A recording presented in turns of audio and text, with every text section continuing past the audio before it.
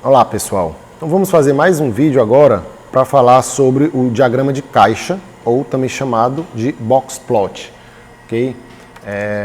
Eu já tinha comentado em alguns momentos anteriores que o diagrama de caixa ele pode ser útil em alguns casos em que o histograma não é uma ferramenta tão interessante para a gente apresentar um conjunto de dados.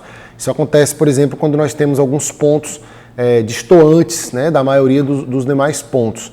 E o histograma ele pode apresentar vácuos, né, buracos ali no meio do caminho. E o diagrama de caixa ele tem um ferramental mais interessante porque ele é baseado nos quartis. Então, primeiro, o que é que o gráfico de caixa vai mostrar para a gente? Num só diagrama, numa só visualização, a gente vai conseguir enxergar os valores máximo e mínimo, ok? Da amostra. A gente vai conseguir ver os quartis, e aí, como o segundo quartil e a mediana são equivalentes, a gente também enxerga a mediana no diagrama. A gente vai conseguir ver a amplitude da amostra e também a amplitude interquartil. A gente ainda não falou sobre a amplitude interquartil, mas ela é uma medida que ajuda a dar uma noção sobre dispersão da nossa distribuição de dados, ok? E a gente vai ver como é que enxerga isso. E ainda a gente consegue enxergar nesse diagrama alguns pontos, eventualmente, se existirem, alguns pontos discrepantes ou destoantes, né? Ou outliers, discrepantes, chamados outliers. Os outliers são os valores fora do padrão de uma amostra, ok? Então, sem mais demoras, né, vamos ver como é que é. O formato do diagrama é muito simples, ele é basicamente, como o nome diz, uma caixa, tá? Uma caixa retangular, sendo que essa caixa ela deve ser desenhada de acordo com uma escala. Então, você deve imaginar que aqui embaixo passa um eixo que está numa certa escala de valores de acordo com os teus dados, ok? Então, esse eixo aqui está nas unidade dos dados. O que eu quero dizer com isso é que se você está medindo, por exemplo, horas, esses tracinhos significam 1, 2, 3 horas ou algo do tipo. Se você está medindo em metros, isso aqui está em metros e assim por diante. Então, essa parte inferior da caixa deve ser desenhada bem no valor onde se encontra o seu primeiro quartil. Tá? Então, previamente, a gente precisa calcular os quartis. Caso você ainda não saiba o que são os quartis e como calcular, eu sugiro que você assista o vídeo anterior a esse, onde eu explico como calcular os quartis. Tá certo? Essa parte de cima da caixa, ela deve ser marcada bem no ponto que corresponde ao valor do terceiro quartil.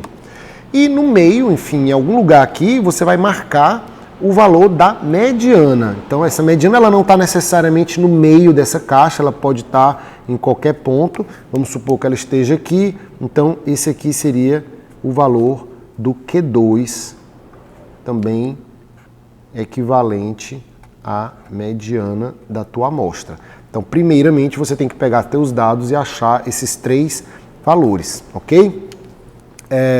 Depois disso, a gente vai puxar filamentos, né? Um tracinho aqui, ó, que vai se estender até um certo ponto. Por que até um certo ponto? Bom, teoricamente ele deveria ir até o maior valor e o menor valor da amostra, tá? Por isso que eu disse que a gente tem condições de visualizar o valor máximo e o valor mínimo, né? Seria o meu x máximo e o meu x mínimo. E isso é um exemplo de um box plot clássico, né? Eu tenho aqui meus quartis e os filamentos que puxam até o máximo e o mínimo da amostra, beleza? O que ele é interessante? Ele é interessante porque eu sei que entre os dois quartis, como os quartis eles marcam os pontos, né, de 25%, 50% e 75% da amostra, eu posso dizer que aqui nesse intervalo entre o x mínimo e o Q1, eu tenho 25% dos dados observados, né? Entre o Q1 e o Q2 eu tenho mais 25%, entre o Q2 e o Q3 a mesma coisa, e acima do Q3 os últimos 25%, né? Então a minha caixa, ela compreende dentro dela 50% dos dados, mas não são quaisquer 50%, são os 50% centrais, né? Aqueles que estão em torno da mediana, tá certo? Então, aqui dentro dessa caixa, eu posso garantir que eu tenho 50% das amostras. Das amostras, tá? E é por isso que a gente vai dizer que essa caixa, ela determina a nossa amplitude interquartil, que seria, no caso, a diferença, a distância entre os quartis 3 e 1, ok? Então, a minha amplitude interquartil nada mais é do que a distância do Q3 para o Q1, tá? Isso aqui determina um pouco o espalhamento na zona central da minha amostra, né? Se os dados que estão mais centralizados em torno da mediana estão muito espalhados em torno da mediana, essa caixa vai ser bem larga, e se eles estão bem concentrados em torno da mediana, essa caixa vai ser bem estreitinha, tá certo? Então você poderia ter, por exemplo, algo desse tipo, tá? Ou algo desse tipo, tá? Mostrando duas amostras bem diferentes, né? Uma com um espalhamento grande e outra com um espalhamento pequeno dentro da caixa, né? Você vê que em ambas elas têm um espalhamento grande fora da caixa, tá? Um outro ponto interessante a ser analisado nesse gráfico é a mediana. A mediana, ela pode estar centralizada, né? Ou pode estar mais próxima de uma das bordas da caixa, tá? O que significa dizer que se ela está centralizada, essa minha amostra ela é bem distribuída, ela é bem simétrica em torno da mediana, tá? No entanto, se ela não está centralizada, como nesse exemplo que eu coloquei, a gente pode imaginar que existem mais dados, né, se espalhando para o lado direito, para o lado superior, do que para o lado inferior. Os dados estão mais concentrados desse lado e mais espalhados, mais dispersos do lado de lá. Isso é uma informação adicional que a gente tem sobre o nosso conjunto de dados, beleza? Então isso é o básico do diagrama de caixas, tá? A gente, sabendo quem é o meu Q1, Q2 e Q3, a gente consegue desenhar isso aqui, usando ainda o valor mínimo e o valor máximo da amostra. No entanto, antes de concluir o desenho, a gente precisa fazer um teste se a nossa amostra não teria alguns valores que podem ser considerados discrepantes, tá? Como é que eu sei se um valor é destoante dos demais? Então a gente não pode simplesmente usar a nossa intuição, a gente vai usar um critério objetivo para determinar quando é que os valores podem ser considerados outliers, tá certo? Esse critério vai ser uma espécie de limiar, né, uma linha que a gente vai traçar aqui imaginária, e a gente vai dizer, olha, se tiver algum ponto acima dessa linha ou abaixo dessa linha, eu vou considerar ele como um ponto fora do normal, fora do comum, tá certo? Por isso, eu vou colocar aqui, ó, limiares de discrepância.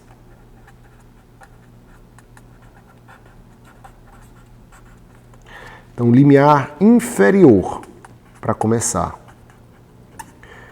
Para baixo, será que esse ponto aqui pode ser considerado destoante dos demais? Será que ele é pequeno o suficiente? E se tivesse um outro ainda mais inferior do que esse valor aqui, será que eu poderia considerar ele um ponto discrepante? Então, essa minha referência para dar essa resposta, ela vai se basear justamente nas bordas das caixas, né? Eu vou pegar essa borda de cima e de baixo e dar uma margem aí de erro, de tolerância, e dizer, olha, se passar dessa margem, eu vou considerar discrepante, tá? Então, esse limiar, que eu vou chamar de delta inf, tá? Eu vou dizer que ele é igual ao Q1 menos 1,5 vezes a amplitude interquartil, tá? Esse número é um número um tanto quanto cabalístico, empírico, né? Alguns autores usam 2 ou, enfim, ou 1. Então, quando você tem mais ou menos tolerância, você vai colocar um número maior ou menor aqui, tá? Então, existem ainda autores que usam uma noção de extremos outliers, pontos extremamente discrepantes. Então, eles vão colocar um número aqui como 3, por exemplo. Q1 menos 3 vezes a amplitude interquartil vai te dar um ponto extremamente discrepante, tá? Nós vamos usar esse valor que é bastante utilizado na literatura e é aceitável, tá? Então vai servir como referência para a gente.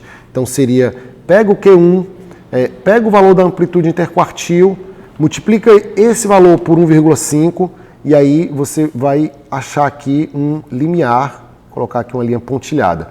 Tem algum valor na minha amostra, no meu rol, que é menor do que essa linha pontilhada aqui, do que o meu delta inf? Tem não. Então, esse conjunto de dados não tem nenhum ponto discrepante do lado inferior, tá? É essa a conclusão e a gente pode simplesmente deixar o nosso desenho lá daquele jeitinho que tá. Do lado superior é parecido, só que evidentemente eu não vou sair do Q1, eu vou sair do Q3, né? Eu vou começar, o meu delta sup vai ser o meu Q3, e aí eu vou subir, né? Eu vou somar 1,5 A e Q, tá? Então eu vou somar aqui um certo valor e achar o meu delta sup, tá? Caso não exista nenhum ponto acima desse valor, essa amostra não tem pontos discrepantes. Se existir, eu preciso destacar, né, esse ponto discrepante. Então eu vou dar aqui um exemplo como é que aquele gráfico poderia ficar, né? Vamos supor que eu tenha uma amostra onde o meu delta inf está aqui, meu delta sup está aqui, tá? Então vejam que eu primeiro achei os valores dos quartis, depois eu achei a minha amplitude interquartil, fazendo Q3 menos Q1, então eu venho para cá, acho meu delta inf, acho meu delta sup, tá? Aí eu vou lá marcar aqui o meu Q1, Q2, Q3, desenho a minha caixinha, coloco a mediana, e aí vamos supor que o meu menor valor da minha amostra estivesse aqui, tá? Ele é maior do que o delta inf. Eu concluo que não temos pontos discrepantes para baixo. Então eu fecho e faço a ligação aqui, tá? Acabei do lado inferior. Mas, por outro lado, vamos supor que o maior valor dessa amostra estivesse, por exemplo, aqui, tá? Então eu vou dizer, ele é inferior ao delta sup, ele é um ponto discrepante. Eu vou marcar ele com um X para dar esse destaque. Mas eu não vou puxar meu limiar aqui, meu tracejado aqui, até essa linha imaginária, não. Eu vou olhar agora, antes desse ponto, qual era o maior que tinha. Qual era o maior valor que eu tinha na minha amostra que ainda se encontrava dentro desse limiar. E aí vamos supor que esse valor estivesse bem aqui, tá? Esse aqui é o maior valor que eu tenho, esse aqui é o segundo maior valor que eu tenho, tá? Então, a minha linha, ela não vai até lá, ela só vem até aqui e eu fecho aqui, para mostrar justamente que entre o segundo maior valor e o ponto discrepante tinha um espaço vazio, né? Um espaço onde nada aconteceu, e é exatamente por causa disso que esse cara é considerado discrepante, tá certo? Então aqui seria um exemplo onde aparece um ponto discrepante. Podem ter mais de um, eu posso marcar todos os que aparecem acima de delta sup, todos os que aparecem abaixo de delta inf, mas as minhas linhas, elas só vão até o maior valor que ainda se encontra dentro do limiar, e do outro lado até o menor valor que ainda se encontra dentro do limiar. Tá certo? Essa é a ideia. Eu vou agora encerrar esse vídeo para a gente ver um exemplo prático, tá? Fazer um exemplo com dados reais. Até mais, valeu!